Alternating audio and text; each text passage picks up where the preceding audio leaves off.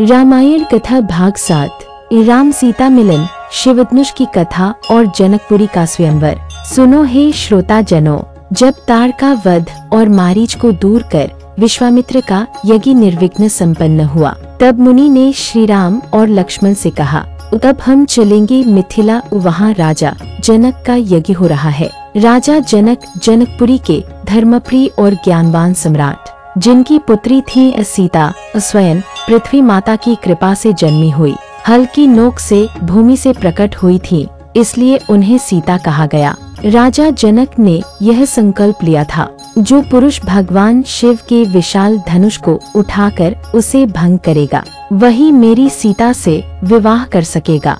यह कोई सामान्य धनुष नहीं था। त्रेतायुग से पूर्व स्वयं शिव द्वारा धारित विराट, अद्भुत, वज्र से कठोर, अनेक राजाओं ने प्रयास किया, कोई हिला भी न सका। राम की जनकपुरी में प्रवेश और सीता की पहली झलक। जब राम और लक्ष्मण जनकपुरी पहुँचे, नगर की नारियां खिड़कियों से झांकने लगी। कौन है ये दो सुंदर राजकुमार, जिनके तेज से तो सूर्य भी लज्जित हो। सीता जी जो अपने महल के कक्ष में थी, उन्होंने भी अपनी सखियों से सुना। वे धीरे से बालकनी पर आईं और पहली बार देखा श्री राम को। राम जो विश्वामित्र के पीछे चलते हुए नगर का निरीक्षण कर रहे थे, क्षण भर के लिए ऊपर नजर उठी और नेत्र मिले राम और सीता के।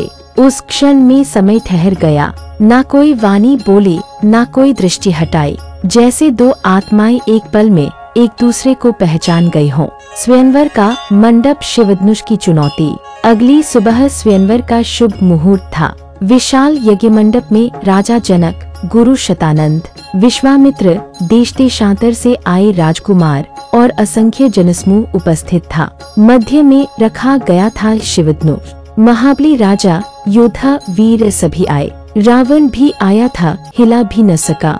राजा जनक व्यथित हुए। उन्होंने उदासी से कहा, शायद इस धरती पर कोई ऐसा वीर नहीं बचा जो इस धनुष को उठा सके। लगता है मेरी सीता की भाग्य रेखा में विवाह नहीं लिखा। ये वचन राम के कानों में पड़े। तब विश्वामित्र ने संकेत दिया, राम अब तुम आगे बढ़ो। शिवधनुष भंग और विवाह का निर्णय। राम शांत भाव से आगे बढ़े। जनकपुरी की आंखें उन्हें निहार रही थी। सीता माँ के हाथ में पुष्पमाला थी और उनकी सांसें थमी हुई थी। श्री राम ने पहले शिवधनुष को प्रणाम किया, फिर उसे उठाया और ऐसा लगा जैसे कोई पर्वत हवा में तैर गया हो। अगले ही क्षण धनुष टूटा। एक महान गर्जना के साथ पूरे मंडप में शब्द गूंजा, धड़ाक। पृथ्वी कांप उठी, आकाश से पुष्प बरसने लगे। देवताओं ने जयघोष किया और जय श्री राम, जय जनकनंदिनी। राजा जनक ने आकाश की ओर देखा।